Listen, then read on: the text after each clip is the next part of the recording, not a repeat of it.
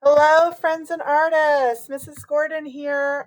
So happy to see you guys fixing my hair there. Um, we have been learning this month about our wonderful artist of the month, Faith Ringgold. And Faith Ringgold, just adjusting my setting here. You learned a little bit about her last week. If you didn't, you can go back and take a look at her work. But she makes art, is well known for making art inspired by quilts. And so I thought we would do a little bit more today in kind of the how quilts are traditionally known as a design of different geometric patterns. So why geometric shapes like squares, triangles, and rectangles? Well, because they're easier to cut and to sew. So it's easier to cut and sew a straight line than a curved line. Although there are modern day quilters like Latifa Safir, who does do, like she has this great quilt called the Glam Clam quilt, and she does do a lot with curved lines. But today, for your art project, after watching a little bit about Faith Ringgold and how she designs her quilts, I thought it'd be fun for you to design a traditional geometric quilt. So you might have seen the picture of the quilt, the sampler that I included on the Schoology course that had different designs. And if you need to, you can go back and look at that. And I selected one of the designs from that kind of like turning wheel. And I then kind of created my own little design in this square. But let's talk about how you can get set up. You can either draw out a rectangle and divide it into rectangles and squares using your just like a piece of paper. You could fold a piece of paper several times and make it that way, and draw yourself a border that way. Or I've included a printable for graph paper, and I used graph paper because it was kind of easy to get started with. And the first thing I did was I picked a number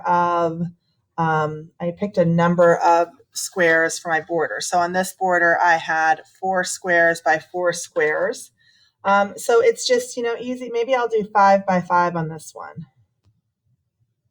That's 5, and that's 5. So I'm going to draw out a border first, and if it's not perfect, it's okay. If perfect is your jam, go ahead, get yourself a ruler and use that. I am not too worried these days about being perfect. I've got a new favorite saying, which is done is better than perfect. Because sometimes I get so worried about having things be exactly right. And then when I'm so worried about being perfect, I end up not making much art in my free time. But being open to, oops, there we go. Do want that to be right. I realized I'd drawn it 1 too low. But being open to the possibilities is great. So now I've just drawn a border around my graph paper. But like I said, you don't have to print the graph paper if you don't have a printer at home or your printer is out of paper or out of ink. You can just use a piece of paper and fold it up to make your squares to design. So here's my border. Now, I think I am going to design, usually there's like a corner piece on each one. So I'm going to go ahead and add that in. You can use different lines. You can use different shapes to design each section of your quilt. You can look up some inspiration on quilting or quilting patterns. Now I'm going to need to do a little bit of math, and I did some math before too. So let's see, I'm going to count out 4. I'm just going to count out the spaces I have so I can know how many squares I need on each one. So let's see, and I did a different one on this one, so that means it's going to be different, but that's fine. 4, 8, 12, 16, 20, 24, 28, 30. So I have 30 squares. So let's see if I did things that are divisible by 30. I could either do 6 squares of 5, or I could do 5 squares of 6. So I think I'll do 5 squares of 6. 3, 4, 5, 6. 1, 2, 3, 4, 5, 6. 1, 2, 3, 4, 5, 6. 1, 2, 3, 4, 5, 6. And now I've got 5 squares of 6. And let's see if I can do that here too. Now, last time what happened here was I made my design and then I realized at the bottom that I had this extra rectangle. So I was like, you know what? Faith Ringgold, she told stories with her quilt. She added words to her quilt. I will leave a space to add some words. And I'll show you that in just a minute. But let's kind of go ahead and get this taken care of here. So 1, 2, 3, 4, 5, 6. 2, 3, 4, 5, 6. 3, 4, 5, 6. Wonder if I'm going to have another space. I didn't feel like counting all these squares on the side. But you know what? Done is better than perfect sometimes. 1, 2, 3, 4, 5, 6. 1, 2, 3, 4, 5, 6, 7. Oh, bummer. All right. Well, maybe what I'll do, I don't feel like that's enough space to do that. So maybe I'll just shift it up 1 and then I will cut off the bottom edge. So I think that's what I'm going to do. So just another way to problem solve if it didn't work out exactly as you wanted it. Or you could have one that was like 7 squares. I don't think, you just have to kind of find a way to solve your problem when you run into your problem. But I think for this one, I will cut off the bottom. All right. So how do you get into designing your quilt? Well, and if you wanted to try, doing organic shapes or doing more circles than polygons, I guess circles are considered geometric shapes.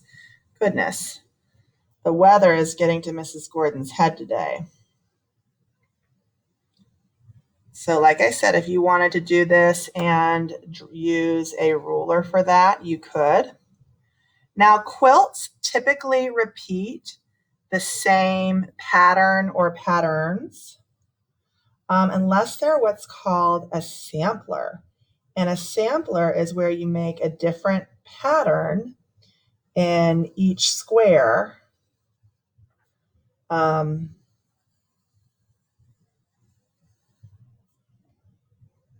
you could do a sampler, and that picture that I showed you on the with your directions, that was a sampler. That purple and green quilt that I showed you, that was a sampler. Now, friends, if you just really are liking the simplicity of this, you can just go with this and then start to add color to it. I really kind of love the different designs that they make in quilts. So like I said, on this one, I took that kind of turning rectangle design, and all that was making a vertical or horizontal and 2 diagonal lines to create kind of that starburst effect. And they all have these interesting names. I don't know what their names are. But then I made up this kind of heart design on my own. And when I was coloring it in, I thought, ooh, wouldn't it be fun? Mrs. Gordon's a big fan of the rainbow. Wouldn't it be fun to kind of add a rainbow element in there? So I decided that I'm going to do, like, my next row of backgrounds behind my heart will be blue. And then my next row of backgrounds behind my hearts will be green. And I'm going to keep going with that. So I did do that kind of like turning design. And then I realized I made a mistake that I didn't color it in the same places that I did before. But oh well, it's okay. It's still art. So back to this one. Okay, so I've got my border. Maybe I want to add a square in my corners. I can do that. Maybe you want to add a different shape. Maybe you want to turn that into 2 triangles like this. That could be fun.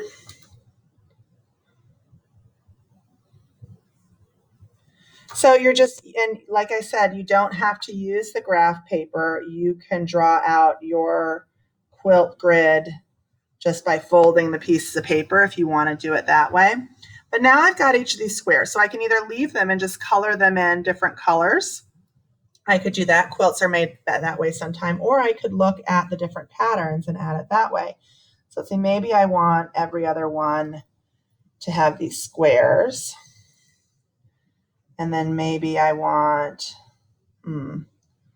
like a diamond shape inside of it. So that might be fun.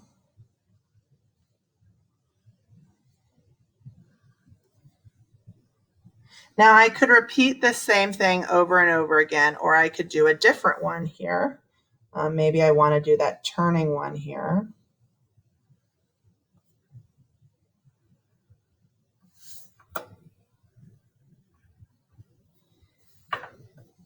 So then you'll start to notice that your pattern starts to repeat. I think I'm liking this, but maybe I don't want this drawn in the middle here. Maybe I just want that to be, ooh, that's kind of cool. Now I have to remember how I did that. I'm getting a little lost here.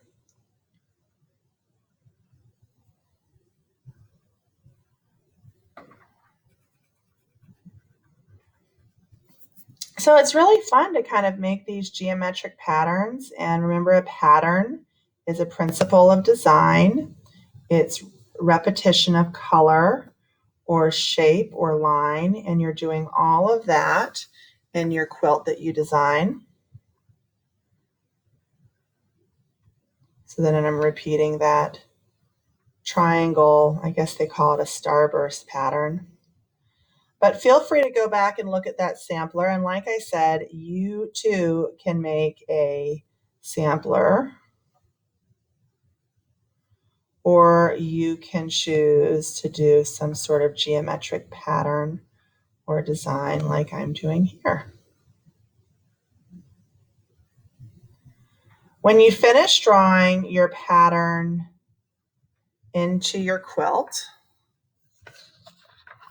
then you're going to color your quilt pattern. And like I said, if you run out of space and you want to add a saying to your bottom, or you want to kind of like make a little poem, since I did the hearts, I said my heart keeps turning, because these things are turning, beating with each new feeling. Got a little, Mrs. Gordon got a little poetic there.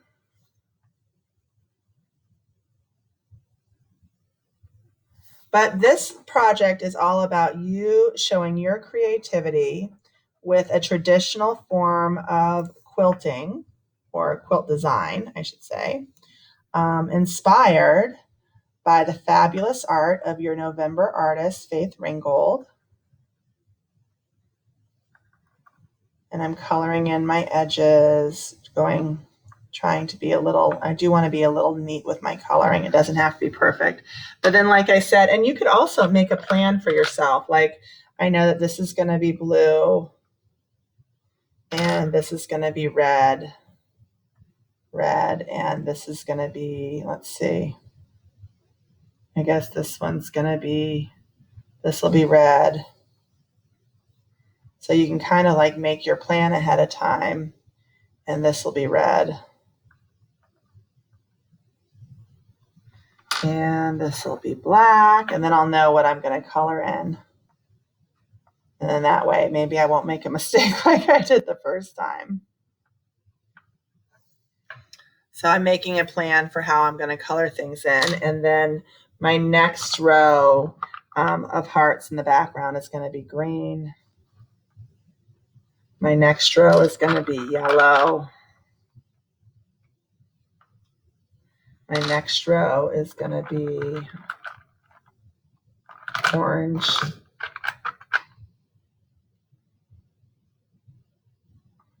Making kind of a rainbow design of a quilt.